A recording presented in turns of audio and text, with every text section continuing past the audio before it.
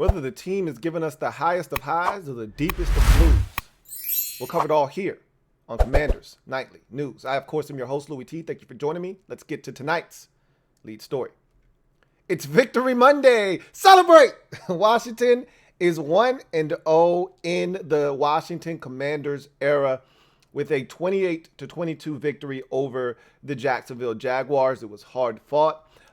It was at times sloppy and downright frustrating. But at the end of the day, Washington prevailed. We saw something with this team that we haven't seen consistently enough. We've seen flashes of this before, toughness and grit and perseverance. We've seen these traits with Ron Rivera coached teams before here in Washington. This isn't the first time. A lot of people wanted to make the comment that this team last year wouldn't have won this game. They won games that were similar to this. Taylor Heinicke threw a bad back-breaking pick against the Giants, and the defense stood up, got to stop. The Giants, I would argue, aided and abetted them there, but Washington nonetheless got to stop. Got the ball back to the offense after forcing the field goal, and Taylor Heinicke led them down the field and ultimately got them in the field goal range. And it missed the field goal, got a Mai Copa, made the second one, won the football game. And so we've been here before, but this feels different because it feels sustainable. The model that we put forth last year didn't feel sustainable. And so this feels different. But we'll see, if it is, in fact, different or not. We know we have a better quarterback. And he showed us the good, the bad, and all of that in between yesterday. And so let's get to our keys to the game, to victory from Friday's show and see how we did. Normally, I tell you, anything 6 or above in terms of a raw score is going to be enough to get you a victory, okay? Now, whether you get it or not is up to the team. However, 6 or better usually is enough to get you a victory. So let's see how we did. So offensively, I said that was going to be the catalyst for this team. They were going to be the ones that carried us to victory. And really, I still think that's going to be the case throughout the duration of the season. And so we started with the offense versus the Jags D. And the first key to the game was the fist. The offensive line, 5 guys that hadn't played a single snap together, coming together and playing as one and creating a fist. And I thought they did that enough to the point where this was worthy of a half a point. Couldn't give a full point because on one hand, I thought they protected Carson Wentz well. He was only sacked once in this game. He did have to avoid another sack. And then there was another pressure off the edge where it looked like Sam Cosmi and the rest of the offensive line either didn't get the snap count or they were supposed to not move, and maybe in hopes of slowing down the defensive guy in front of them, because a lot of times the defenders move on the movement of the offensive lineman. So if they don't move, maybe the guy in front of me will be off the ball a little bit later. Whatever the case may be, he was able to get rid of that one in time. He was able to avoid one of the sacks and get outside and find Antonio Gibson. He was not able to avoid rookie number 1 overall pick Trayvon Walker when he beat Sam Cosmi. Was it Cosmi around the edge? I think it was Cosmi around the edge. But he was only hit 4 times in the game, was Carson Wentz. He wasn't hit a ton. He relatively stayed clean throughout the day. They brought some pressures. I thought they picked it up well. And I thought where we saw some struggles at times was consistency with the run game. And that's why they don't get a full point. I thought pass protection-wise, I thought they did an adequate job, a really good job, actually. I thought run-wise, they weren't as aggressive. They weren't as dominant up front. They had their moments where they were able to open up creases, and Antonio Gibson was able to make the most out of some of those opportunities. But there were also some negative runs. There were also some, no gainers and some gains of ones that put you in some longer down and distance situations that you'd like to stay out of. So all in all, I thought the offensive line was good for the situation because of all the guys that had been out. And I don't know if you guys noticed this or not, but in game, they were taking the offensive linemen and subbing them in and out at the guard position specifically. So Andrew Norwell was being subbed out for Sadiq Charles, and Wes Schweitzer was subbing in for Trey Turner, but then Schweitzer got hurt, and so they had to keep Turner in there more than they really wanted to. So at the end of the day, they were doing the subbing back and forth thing, and ultimately, despite not having the kind of continuity up front you would like and just having 5 guys just be rock solid, I thought they did an adequate job for what was being asked of them for not having any snaps with one another. And so they get a half a point there. Can't cover them all. The skill guys, I just felt like we had too many weapons for the Jaguars to be able to contend with if we were able to protect up front. And that proved to be the case. They could not cover all of our guys. Of the 3 receivers, I call them the juice of McLaurin, Dotson, and Samuel. All 3 tasted pay dirt. Samuel tasted it first to get the season kicked off.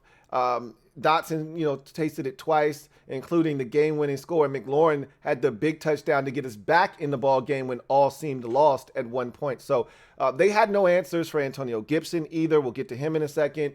Logan Thomas had some impactful plays in this game. So we just had too many weapons. And I think that's going to be the case for a lot of the defenses that we face this season. Is if we can protect up front, they won't have enough bodies to cover what we can put on the field all at once. So that's a full point there. They couldn't cover all of our guys. Gibby, give them hell. I said this is your opportunity. You're being given another lease on life. And look, I think they've made up their mind already. Listening to Rivera talk after the game, listening to him talk today, they've made up their mind that when Brian Robinson comes back, they really like what he brings to the table as a pure natural runner out of the backfield. But they've seen something in Antonio Gibson that they really want to exploit now, and that is his ability to be a problem out in space as a receiver. And so they're going to continue to try to maximize him there and on kickoffs as well. So Antonio Gibson is now a weapon. He's now a weapon of mass destruction, and he showed that. 130 all-purpose yards for Antonio Gibson. He led the team in receptions in this game, or he was second on the team, I believe, with 7. I think Curtis Samuel had 8, but he was an absolute weapon. He led the team in receiving yards in this game, and so Gibson was phenomenal. And we're going to need more of that. He gave the Jacksonville Jaguars hell in this football game, and I expected him to. So that's a full point there. The debut of Good Wentz. We were on the Carson Wentz revenge tour. Revenge, revenge, revenge, revenge. It's a dish best served ice cold, and my friend Carson Wentz was cold-blooded. After the 2 interceptions on back-to-back plays, he could have hung his head. He could have been down in the dumps, and this thing could have spiraled out of control, which is something that did happen to us quite a bit last year when Heineke would unravel. It didn't happen. He saved his best for last and led this team to victory. It wasn't all good, but it was good when we needed him to be good early and late. And so the revenge tour gets off to a great start. Looking for revenge. He got it against Jacksonville and his ex-head coach, Doug Peterson. And so a full point goes there for the debut of the Good Wentz. And then finally, protect the Duke. And finish drives with points. So this was something that I felt like we couldn't win if we did this, which was turn the football over, which is why we had to protect the Duke. We did the opposite of that. We turned it over 3 times, and we still somehow miraculously found a way to win. Credit Jacksonville for some of that as well. They definitely aided and abetted us there. However, part of the reason we were able to win is because we did finish drives with points and not field goals. We didn't attempt a single field goal in this game. When we got into striking distance, we put it in the end zone. Now, again, thank Jacksonville for that. We had a possession that was going to end in a field goal attempt. They got a roughing the passer penalty. DeJuan Smoot hit Carson Wentz after the ball was long gone, and they flagged him for a 15-yarder, which gave us a first down, and we took full advantage of that opportunity. And that's what you have to do when opportunities present themselves, whether you created those opportunities or not. You got to take advantage. Jacksonville gave us a gift. You have to take advantage, and we did that. So 4 touchdowns on the afternoon, no field goal attempts. So half a point there. We did not protect the Duke, and I almost want to just give us no points for this. But because we finished drives with touchdowns and not field goals, I was just saying, hey, finish drives with points. Like, don't leave any points on the field. Put them all on the scoreboard. They said, no. We're getting in the end zone. Love it. Want more of it. So huge there. We were 2 of 2 in the red zone, and the other 2 touchdowns came outside of the red zone. I'll take them. And it was huge in the 28-22 victory. So when it's all said and done, you total up the offensive side of the ball, and it's a grand total of 4. Now let's go to the defensive side and see what kind of damage we can do there and get an aggregate score. So the defense versus the Jacksonville Jaguars. Contain the ground game was the first thing on the list. I did not think we did a good job of that. If you want me to give you the thing that I thought we struggled with the most on Sunday, it would be our run defense. And I told you guys that I was somewhat nervous about containing the run game because we are now a true 4-2-5 defensive front, meaning 4 defensive linemen, 2 linebackers, 5 defensive backs. And so because of that, when you look at what the Bills are, which is what we are trying to be, you have to be stout up front. Your guys have to, stop the run, and your backers have to be aggressive, attacking the line of scrimmage, and that's how you're going to stop the run. There were too many times where, the linemen were able to get into our defensive linemen and get up to the second level, get to our linebackers, or our linebackers, and then the safeties that are supposed to come down and fill took poor angles. One of those runs, the very first possession of the game when their running back had the big run down to like the 6 or 7 yard line. That was a great example of Cole Holcomb over pursuing, running one gap too far. Safety Bobby McCain comes down, runs right into the blocker like he's got Velcro, and then the other safety on the play, Derek Forrest, took a poor angle as well, and that allowed the running back to get to the outside, James Robinson, and pick up a huge, hefty gain inside the Washington 10-yard line. So we have to be better. Guys have to fill their gaps better. We have to be more dominant. Losing a guy like Fedarian Mathis is really going to hurt this defense in terms of run defense. And so I thought James Robinson had his way with us. And if I were Jacksonville, I would have run it more. Travis Etienne averaged, I think, over 6 yards or 7 yards a pop. James Robinson, I think, was right around, 6 or 7 yards a carry. I think Travis Etienne actually averaged like 10. I think he had 4 carries for 47 yards. And I think James Robinson had like 7 carries or 10 carries for 77 yards or something like that. They were killing us on the ground. I'll just leave it at that. Trevor Lawrence's legs were a non-factor, which was something that I was worried about. But we rendered his legs, ineffective. The very first time they tried to run read option with him, we shut that shit off, sacked him for a 2-yard loss, and they never ran it again. So we put that to bed nice and early, but we did not stop the run effectively. I am worried about that, especially with some of the teams left on the schedule. We're going to have to clean that up, and I think there will be some times where we'll just have to flat out go to a 5-man defensive front to be able to stop the run more effectively. So no points there. Win first and second downs consistently. And then I threw in third down defense. But to me, if you want to put yourself in a position to get off the field on third downs, you have to win first and second down. When the Jaguars, they were 3 of 12, so we did our job third down wise.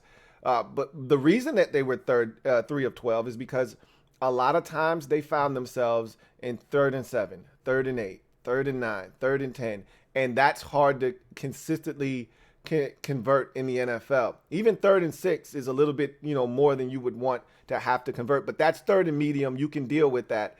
The ones that they really converted, they were 3rd and 3s, 3rd and 1s. Those were the ones that they converted in this game. They didn't convert a ton of 3rd and 6, 7, 8s, 9 and 10s and further. So we did a really good job first and second down for the most part. There were some times that were frustrating. They would be 1st and 25 and we would give up 11 or 12. That's frustrating. And then we would give up 6 on the next play. And now it went from 1st and 25 to 3rd and 6. That's frustrating. But for the most part, like the last possession of the game is a great example. It was 3rd and 11. We gave them no chance. He rolls out. He's got pressure. He throws a YOLO ball and it gets picked off. I thought we did a really good job on 1st and second down of really getting after Trevor Lawrence, hitting him, making him feel our presence up front. And I thought that's part of the reason they were 3 of 12 on third downs and some batted balls and things of that nature from Daron Payne as well. So that's a full point there. Pass rush discipline.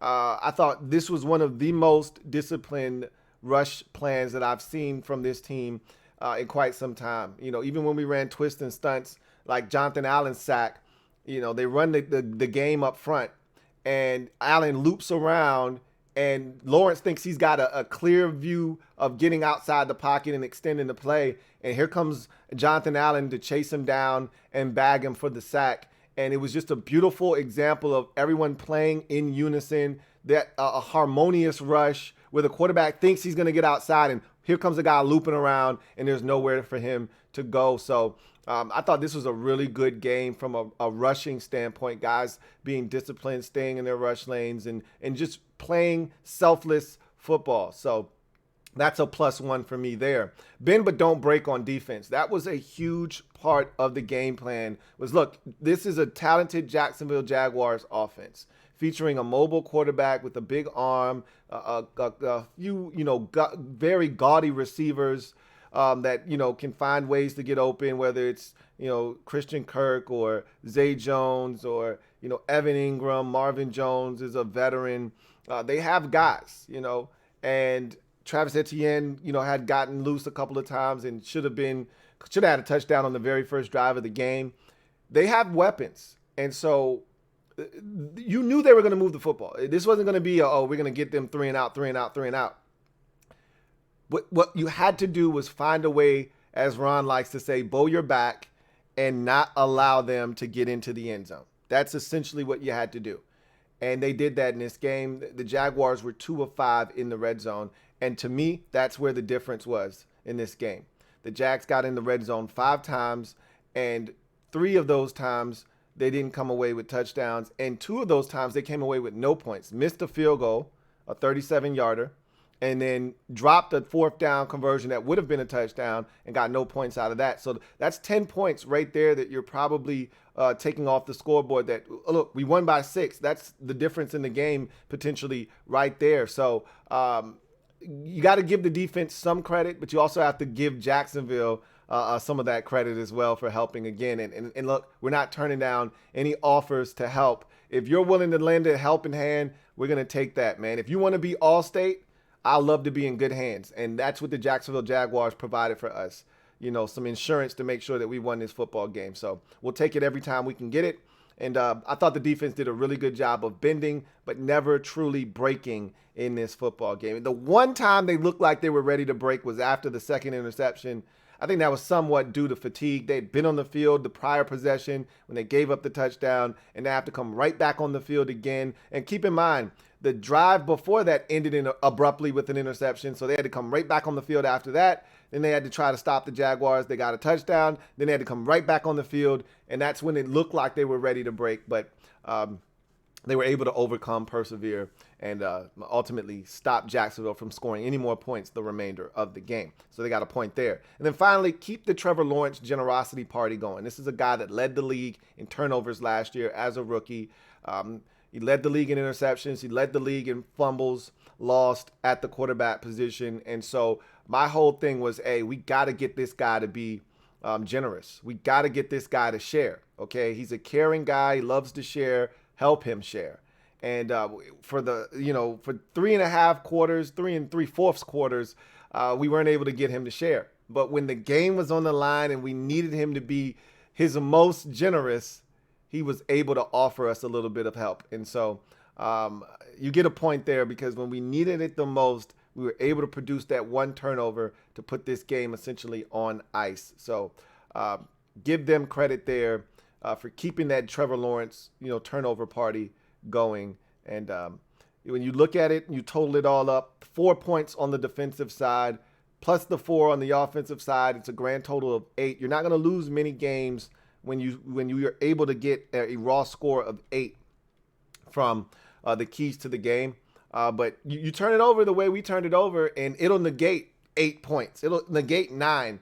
We can't do that again and expect to win. You can't lose the turnover battle and be -2 and expect to win in this league consistently. So that's definitely something that we're going to have to clean up. But we would much rather do it with a win and a victory Monday, and that's exactly what we are doing right now. So let's transition to in other news.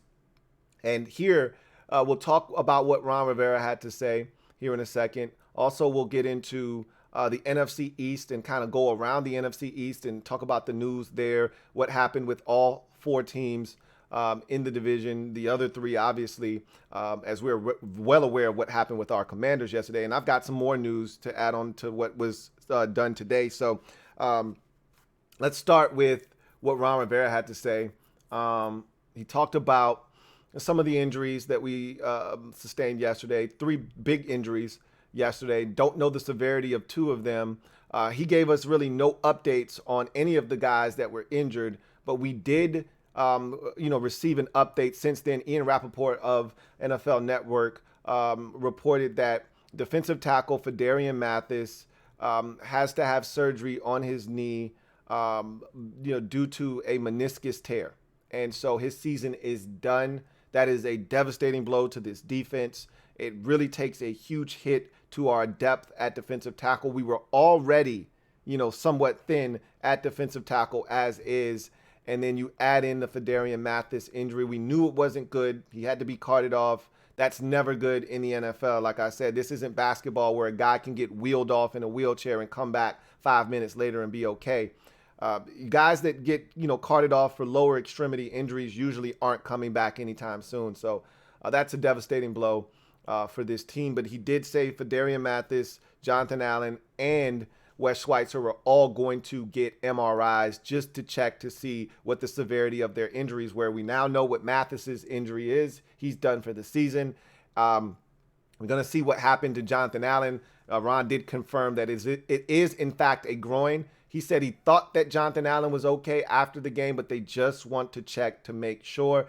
Wes Schweitzer had a hamstring injury. They want to check to see the severity of his hamstring injury to see if it is something that's going to keep him out longer than expected. So we will wait to see what happens and what comes out in terms of their health and what the MRI says for those 2 guys. But Phidarian Mathis is done for this season. Ron did go on to say that they are going to have to do something depth-wise on the defensive line. So many people are throwing out these veterans. Star Latulila's name has come up. He's a veteran that's played for Ron Rivera in the past in Carolina, but he's 33 years old. That goes against everything that Ron has done since he's gotten here. I don't see Ron. I've told you guys this over and over and over again. I don't see Ron going out and getting an aging veteran like Star Latulile or Ndamukong Suh. That doesn't fit the profile of what he's been doing since he got here. That's a move he would have made when he was in Carolina. Since he's come here, he's wanting to get younger. So I think it's going to be one of the guys that they cut after, the 53-man roster had to be trimmed down. They've still got David Bada that they have through the IPP. You've got a couple of other guys, Clark, who they liked. They had another dude that they liked on the defensive line. Jonathan, I think it was Jonathan something that they cut too. So they cut 2 guys. Hamilton, Big Ham. A lot of people thought he was going to make the team. Justin Hamilton and Jonathan Clark were the 2 defensive tackles. I think Hamilton will be back, and we'll see what happens in terms of them scouring maybe other teams' practice squads, seeing what's out there. I think the guy's going to be relatively young, similar to what they did at the cornerback position. I thought they were going to go get a veteran. They went and got 2 guys with 4 games combined of NFL experience. So I think they're going to continue to get young guys that they feel like can continue to build with this program. I don't see them going and getting a hired gun to come in here and try to help. Now, that could change if Jonathan Allen's situation is a little bit more dire than we had anticipated. But if Jonathan Allen is okay and they think maybe he might miss a game or he may not miss any time at all, then I can't see them, doing anything, extreme or drastic. But other than, bringing a guy up from the practice squad or going out and getting one of the guys that they cut. But if something is amiss with Jonathan Allen and we got to, be without him, obviously Phidarian Mathis isn't coming back, that's when I think they may go and maybe do something drastic. Or they might do the same thing they did at the cornerback position and just go get 2 young guys. So we'll see what they decide to do. I am going to err on the side of they're going to do something minimal at the position. They're not going to go move the needle all that much. They're going to, go back and get Justin Hamilton, and Clark and, or David Bada and bring those guys up and keep it moving. That's kind of what I see.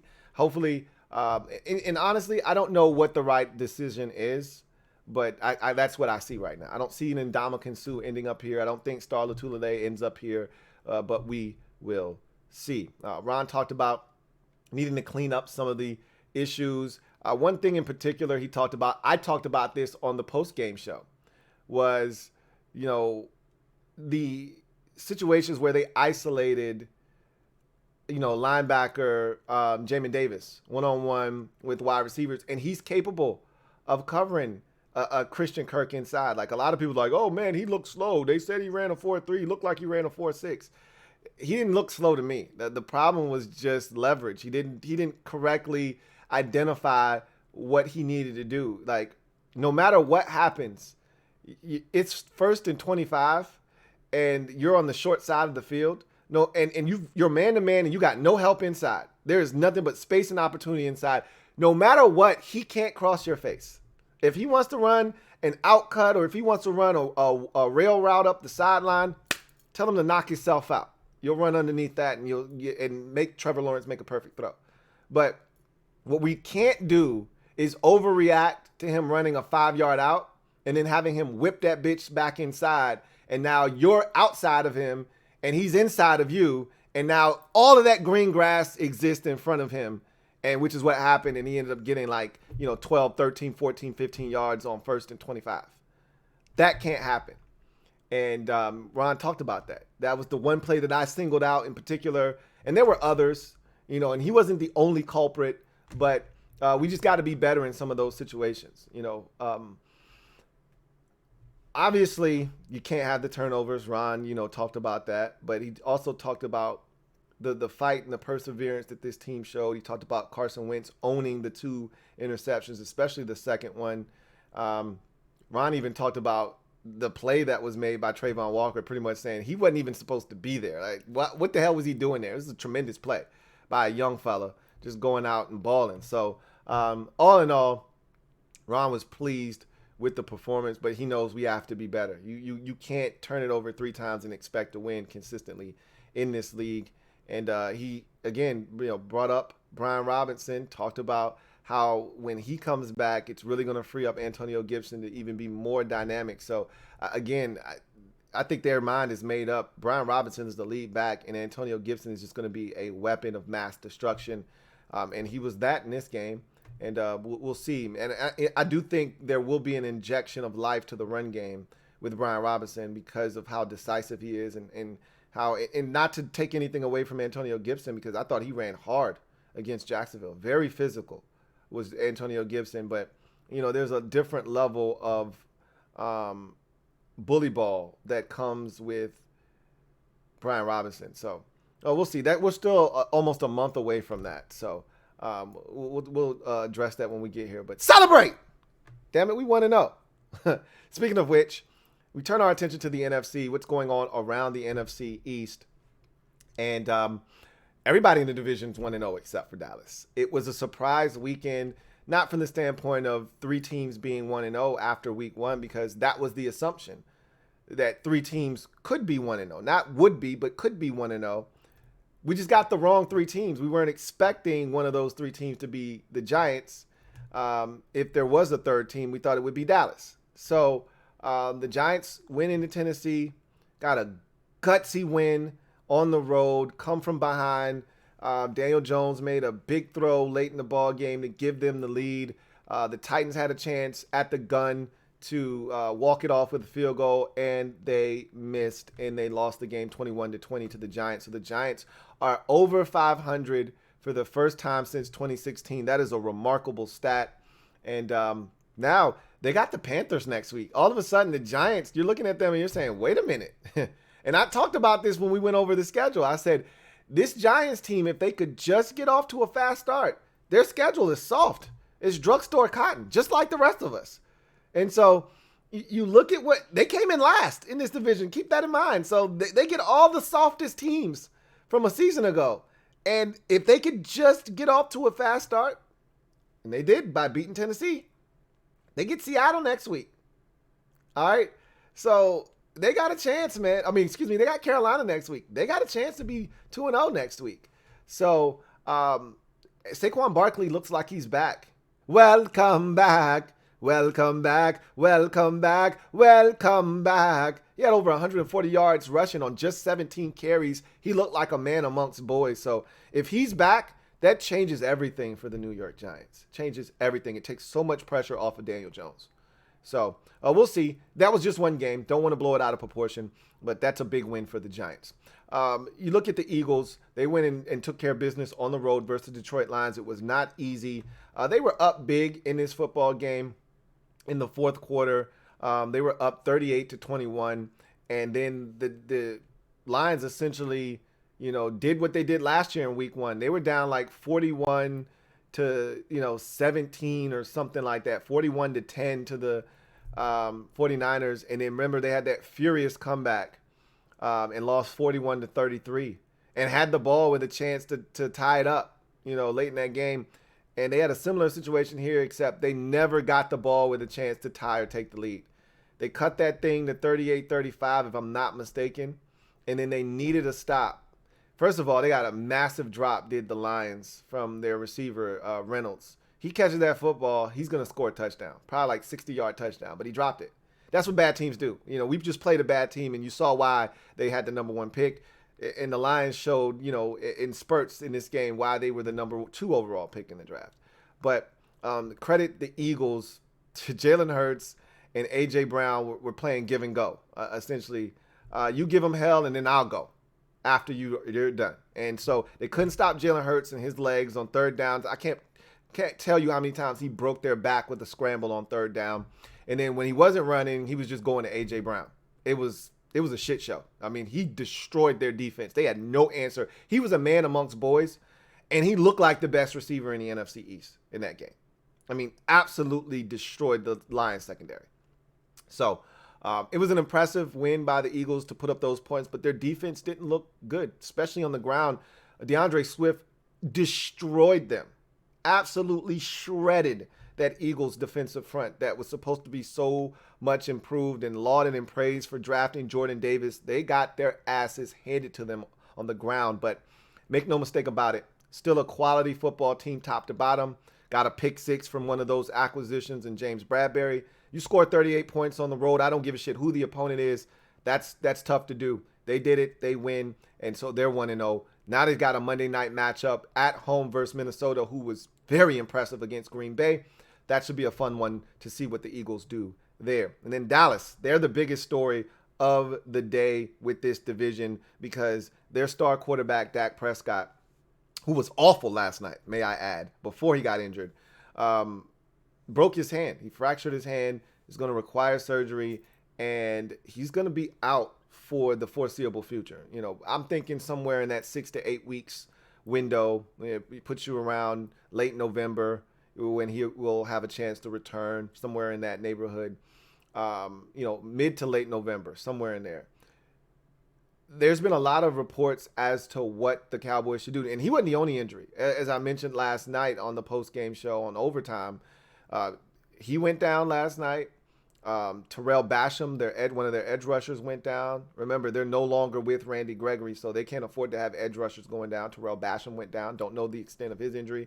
And then they lost their starting guard, Connor McGovern, to a high ankle sprain. He's out 4 to 6 weeks. And so they're all kinds of banged up. They went into the game with no receivers as is, and now you leave the game with no quarterback.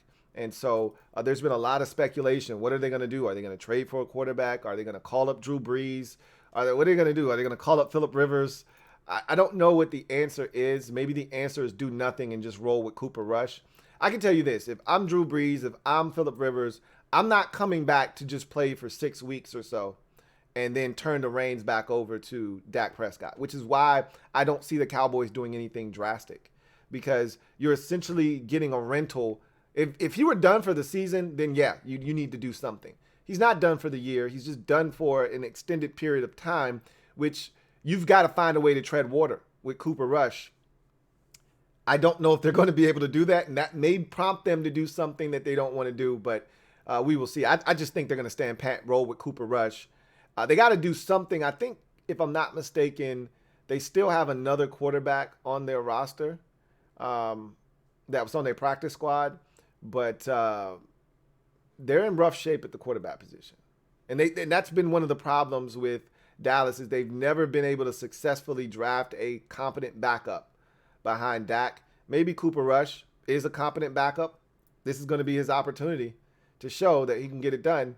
But it's not going to be easy. Cincinnati, the Giants, Washington, Rams, Eagles on a Monday night on the road. It's not going to be easy, that's for sure. But we'll see what they decide to do. But the Cowboys are in a world of trouble. Before he got injured, they got manhandled by the Bucs last night, 19-3. The offense was putrid. I thought they should have run it more, but that's Mike McCarthy in a nutshell. They're undisciplined under Mike McCarthy. Had 10 penalties last night, and they don't run it enough. And that's always been his MO going back to his days in Green Bay. But they're in trouble, are the Cowboys. And all of a sudden now, this thing could shift into a 3-team race with the third team not being Dallas, but rather being the Giants. And if the Giants aren't any good, this thing could shift into a 2-team race. Who knows? We'll see. A lot of football to be played. Only 1 week. Don't want to overreact.